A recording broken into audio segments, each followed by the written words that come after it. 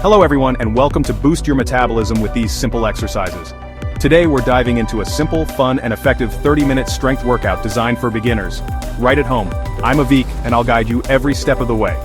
All you need is a small space, a positive attitude, and 30 minutes. Let's get started and discover how amazing you can feel. No gym? No problem. You don't need a membership to get fit. Your living room, bedroom, or backyard can be your personal fitness sanctuary. Body weight exercises like squats, lunges, and push-ups build real strength. Home workouts are convenient, private, and empowering, making it easier than ever to stay consistent and take charge of your health. You don't need much to get started, just a small, clear space. Your living room or bedroom corner works great. Most exercises use your body weight, but light dumbbells or even water bottles add challenge. A mat or towel, water, and a positive attitude are all you need for a fantastic home workout. Strength training isn't just about building muscle, it's about boosting your metabolism. Lean muscle burns more calories even at rest, turning your body into a fat-burning machine. Every rep helps you become stronger, leaner, and more energized. This is a long-term investment in your health, transforming you from the inside out.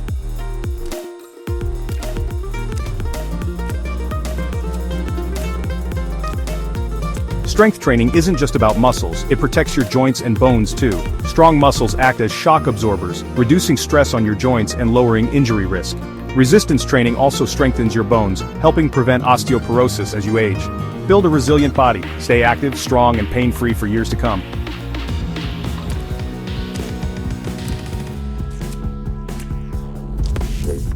While the physical benefits of strength training are undeniable, the changes that happen on the inside are, for many people, even more profound. The journey of getting stronger is honestly one of the most effective tools available for building mental and emotional resilience. Every time you complete a workout, especially on a day when you did not feel like it, you are proving to yourself that you can do hard things. You are teaching yourself discipline, perseverance, and commitment. This process of showing up for yourself time and time again builds a deep and unshakable sense of self-belief that extends far beyond the confines of your workout space. Think about the feeling of successfully completing a set of an exercise that you once found impossible. That feeling of accomplishment is incredibly powerful. It is tangible proof of your progress and a direct result of your own hard work and dedication. This experience actually rewires your brain to believe in your own capabilities. When you face a challenge outside of your workout, whether it is a tough project at work or a difficult personal situation, you can draw upon this newfound well of self-efficacy. You have a bank of evidence that proves you are strong, capable, and resilient. You know you can overcome obstacles because you do it every time you exercise. Strength.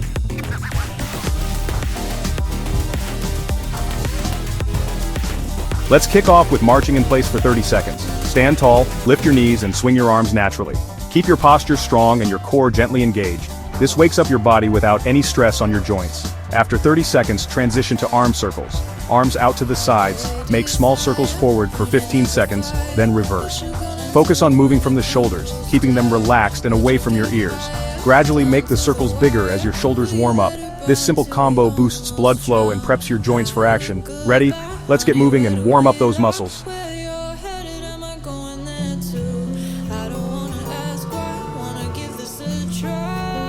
Next, bodyweight squats, feet just wider than hips, chest up, hips back, and only go as low as comfortable. Push through your heels to stand, squeezing your glutes at the top. Repeat for 30 seconds. These squats activate your legs and lubricate your joints for the workout ahead. Now, torso twists, feet shoulder width, knees soft, gently rotate your upper body side to side for 30 seconds. Let the movement come from your core, not just your arms. This wakes up your spine and obliques, prepping your core for action. Keep it smooth and controlled. Let's mobilize and get ready.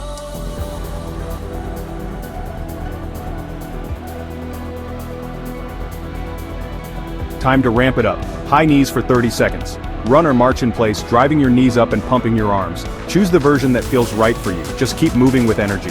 Next, step jacks. Step one foot out as you raise your arms overhead, then switch sides, alternating for 30 seconds. This full body move keeps your heart rate up and warms up your shoulders and thighs. Both exercises are low-impact options to protect your joints. By the end, you'll feel warmer and ready for the main workout. Let's finish this warm-up strong. Our first exercise is the king of all lower body movements, the bodyweight squat. This is a fundamental exercise that builds incredible strength in your quads, hamstrings, and glutes.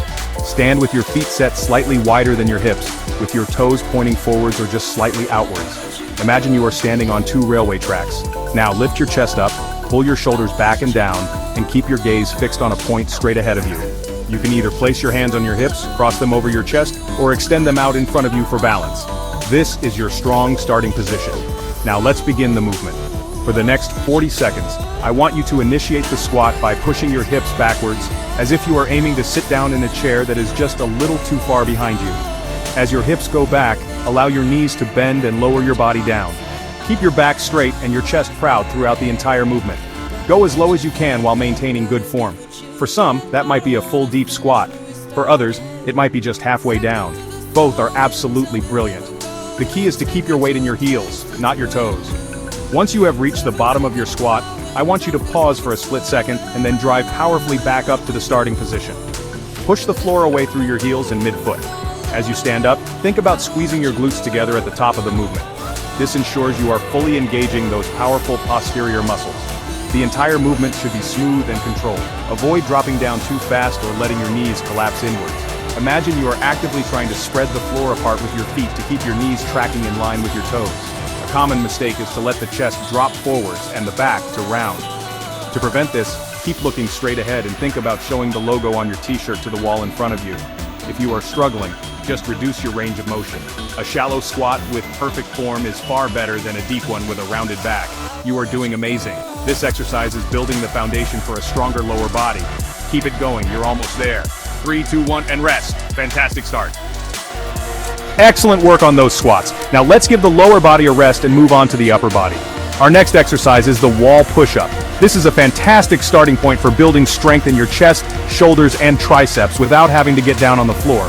It allows you to master the push-up movement pattern in a safe and supported way. So, find a clear, sturdy wall and stand facing it, about arm's length away. Place your hands flat on the wall, slightly wider than your shoulders and roughly at chest height. Your fingers should be pointing towards the ceiling. Now, take a small step back with your feet so that your body is in a straight line from your head to your heels, leaning at an angle towards the wall. The further you step your feet back, the more challenging the exercise will become, so just find a distance that feels right for you. Engage your core by pulling your belly button in towards your spine and squeeze your glutes. This is crucial for maintaining a rigid, plank-like position throughout the movement. We don't want any sagging hips or arched backs here. You are a straight, strong plank of wood. For the next 40 seconds, let's perform the push-up. Begin by bending your elbows and slowly lowering your chest towards the wall. Keep your elbows tucked in at about a 45-degree angle to your body, rather than flaring them out to the sides. This protects your shoulder joints. Go as far as you can, aiming to get your nose or chest close to the wall. Then, pause for a moment before pushing powerfully back through your hands, straightening your arms to return to the starting position. Think about pushing the wall away from you. The movement should be slow and controlled on the way down, and strong and purposeful on the way up. If you want to make this exercise a little more challenging, you have two options.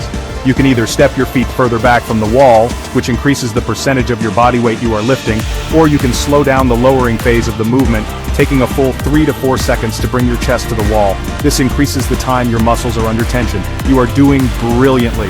This is building that essential upper body strength. Keep that core tight. 3, 2, 1, and rest. Awesome job. Shake out those arms. Out. Okay team, after working the upper body, we're heading back down to target the back of your body. Our next exercise is the glute bridge. This is an absolutely phenomenal move for activating and strengthening your glutes and hamstrings, which are often underused muscles for people who sit a lot. It's also fantastic for improving hip stability and supporting a healthy lower back. I want you to lie down on your back, on your mat, or a soft surface. Bend your knees and place your feet flat on the floor, about hip width apart. Your feet should be close enough to your bottom that you can just about touch your heels with your fingertips. Rest your arms on the floor by your sides, with your palms facing down. This is your starting position. Before we begin, I want you to gently tilt your pelvis so that your lower back is flat against the floor, eliminating any large arch. This helps to ensure you are using your glutes to do the work, not your lower back. Now, for the next 40 seconds, the movement is simple but powerful. Take a deep breath in, and as you exhale, drive through your heels and squeeze your glutes to lift your hips up towards the ceiling. At the top of the movement, your body should form a straight line from your shoulders to your knees. I want you to pause here for a second and really focus on squeezing your glutes as hard as you can. Imagine you are trying to crack a nut between your bum cheeks. This peak contraction is where the real magic happens. After that brief pause, slowly and with control, lower your hips back down to the floor, vertebra by vertebra. Don't just drop down, control the descent. Then, just before your bum touches the floor, drive straight back up into the next repetition. A common mistake here is to overarch the lower back and push the hips up too high using your spine. To avoid this, keep your core engaged and focus on the glute squeeze. The goal is to extend your hips, not your back. If you want to make it a little harder, you can try performing the exercise with your arms crossed over your chest, which removes their support and makes your core and glutes work harder to stabilize. You are doing fantastic. Feel that burn in your glutes. 3, 2, 1, and rest. Brilliant work. Right then, let's get back on our feet for our next exercise. We are going to be doing bent over rows. This is one of the best exercises for building a strong, healthy back. It targets the big muscles of your upper back, including your lats and rhomboids, which are essential for good posture. For this move, you will need your light dumbbells, or your tins of beans or water bottles if you are using those. Grab one in each hand. Stand with your feet about shoulder width apart and your knees slightly bent. Now, hinge at your hips, pushing your bottom backwards and keeping your back perfectly straight until your torso is at roughly a 45-degree angle to the floor. Let the weights hang down in front of you with your palms facing each other. Your back must remain flat, no rounding. To help with this, pull your shoulders back and down, away from your ears, and keep your core braced. This is your starting position, and it's really important you maintain this strong, hinged posture throughout the entire 40 seconds. All the movement should come from your arms and your upper back. Your lower back and legs should remain still and stable, like a solid foundation. Now for the row. Squeeze your shoulder blades together and pull the weights up towards your chest. Lead with your elbows, thinking about pulling them up and back towards the ceiling. Keep the weights close to your body as you pull. At the top of the movement, your hands should be somewhere around your lower chest or upper abdomen. Pause for a split second at the top and really focus on that squeeze between your shoulder blades. This is what builds that postural strength we are looking for. Then, slowly and with full control, lower the weights back down to the starting position. Avoid the common mistake of using momentum and yanking the weights up with your whole body. The movement should be smooth and controlled, driven by the muscles in your back. If you find yourself having to swing the weights up, they are too heavy. It's also crucial not to let your back round or your head drop. Keep your neck in line with your spine by looking at a spot on the floor a few feet in front of you. You are doing an amazing job. This is building that strong, supportive back. Keep pulling. 3, 2, 1, and rest. Well done. Place your weights down safely. Fantastic work, team. We're more than halfway through the first round. Let's get back to working the lower body with our next exercise, the reverse lunge. This is a brilliant move that works each leg individually, helping to build balance, strength, and improve your stability. It's a great exercise for targeting your quads and glutes, and it's often a little kinder on the knees than a forward lunge, making it perfect for beginners. We're going to do this with just our body weight to focus purely on form and balance. Stand tall with your feet together and your hands on your hips. To begin the movement, take a big, controlled step straight back with your right foot. As you step back, land on the ball of your right foot and bend both of your knees to lower your body down towards the floor.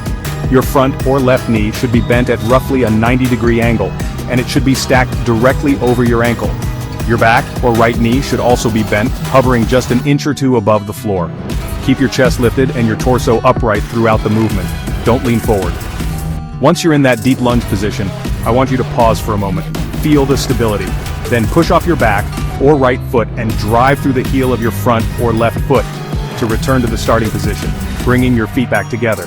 Now we will alternate legs. Take a big step back with your left foot and repeat the same movement on the other side. We will continue to alternate legs for the full 40 seconds, moving in a slow, deliberate, and controlled manner. The biggest challenge with lunges is often balance. To help with this, make sure you are not stepping your back foot directly behind your front foot, as if you're on a tightrope. Instead, imagine you are stepping back on train tracks, keeping your feet hip-width apart. This will give you a much more stable base. Also, keep your core engaged, as this will prevent you from wobbling. You are doing brilliantly. This is building such strong, stable legs. Keep that chest up. 3, 2, 1, and rest. Amazing. Shake those legs out. Alright, we're back to the upper body now, and it's time to build some strong, sculpted shoulders. Our next exercise is the overhead dumbbell press. You can do this either standing or seated on a sturdy chair. Sitting down can often help beginners to focus purely on the upper body without worrying about stabilizing with their legs. Grab your light dumbbells, one in each hand. If you're sitting, sit up tall on the edge of your chair with your feet flat on the floor. If you're standing, have your feet shoulder-width apart with a slight bend in your knees and your core engaged. Now let's get the weights into the starting position. Lift the dumbbells up to shoulder height. Your palms can either be facing forwards or facing each other, which is called a neutral grip, and that's often more comfortable on the shoulder joint. Your elbows should be bent at a 90-degree angle and positioned directly under your wrists. Pull your shoulders back and down and lift your chest. This is your strong starting rack position. We are ready to press. For the next 40 seconds, I want you to press the dumbbells directly overhead. Exhale as you push the weights up. Extend your arms fully at the top, but avoid locking out your elbows. The dumbbells should end up almost but not quite touching at the very top. Think about pushing your biceps towards your ears. Keep your core tight to prevent your lower back from arching. Then, with full control, slowly lower the weights back down to the starting shoulder height position. The lowering phase should be just as controlled, if not more so, than the press itself. A common mistake is to use your legs to help push the weight up or to arch your back excessively. To avoid this, really brace your core as if you're about to be punched in the stomach. This will keep your torso rigid and ensure the work is coming from your shoulders and triceps. If you find yourself struggling, you can perform the exercise one arm at a time, which allows you to focus all your energy on one side before switching. You're doing brilliantly, building strong shoulders for a powerful posture. Keep pressing. 3, 2, 1, and rest. Superb effort. Okay team, time to get back down on the floor for some fantastic core work. We are going to do an exercise called the dead bug. It might have a funny name, but it is one of the safest and most effective ways to build deep core strength and stability, particularly for your transverse abdominis, which acts like your body's natural corset. It teaches you to keep your spine stable while your limbs are moving, which is a crucial skill for all-round strength and injury prevention. Lie on your back on your mat with your knees bent.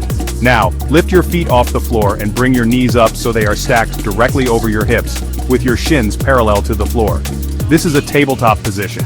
Next, extend your arms straight up towards the ceiling directly over your shoulders. Before we even start the movement, the most important thing is to press your lower back firmly into the floor. There should be no gap between your back and the mat.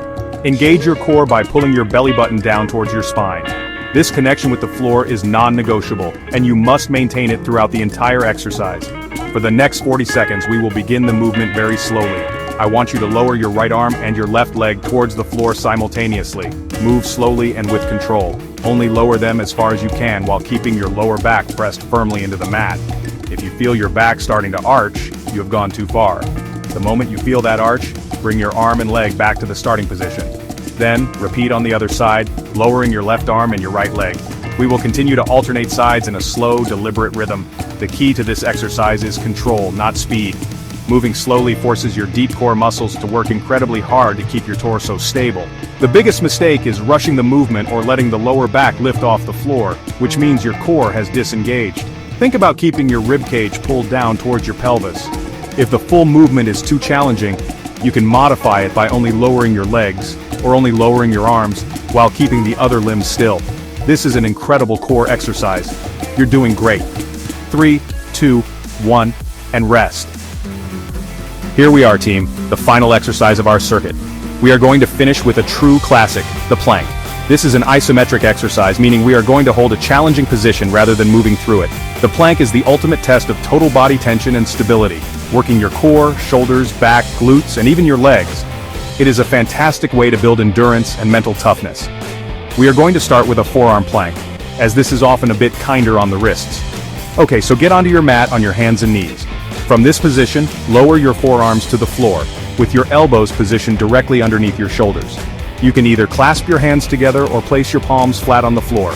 Now step your feet back one at a time until your legs are fully extended behind you. Your body should form one long straight line from the crown of your head all the way down to your heels.